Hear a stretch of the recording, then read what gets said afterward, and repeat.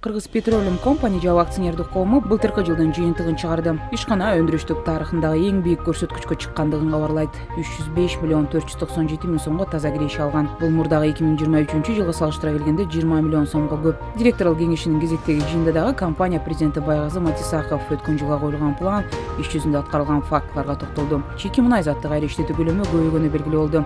Былтыркы жылы нефтини кайра иштетүү 220 миң тоннага чыккан. Кыргыз-нефтегаз ачык акционердик коому башкармалыгынын төрагасы Нургазы Нишанов катышып, ишкананын өндүрүштүк жана экономикалык көрсөткүчтөр боюнча кеңири маалымат алды. Чечкендиктер мыкты экенин айткан Нургазы Нишанов компания өнүгүү жолуна түшкөнүн белгилеп өттү. Кыргыз Petroleum Company өткөн жылга инвестиция салуу боюнча коюлган планды ашыгы менен аткарган. Былтыркы жылы 36 миллион 963 миң сом пландаса, иш жүзүндө 37 миллион 262 миң сом инвестиция жумшалган. Компанияда бүгүнкү күндө 20дан ашуун кызматкер эмгектенет. Ошондой эле Жалал Абад облусундагы мамлекетке ири салык төлөөчү ишкана болуп саналат. Өндүрүштүн пландарын аткарылышы боюнча отчет угуп көрдүк.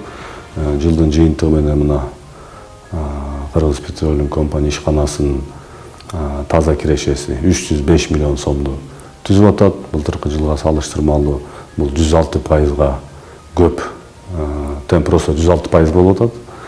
Бүгүнкү ушул ишкананын ийгиликтерине биз дагы акционер катары өтө кубандык. Себеби дегенде 3-4 жыл мурун бул ишкана минус 47 миллион сом көрсөткүчтөр менен чыккан болсо, бүгүнкү биздин көрсөткүчтөрүбүз эселеп 305 миллион сом таза киреше табат.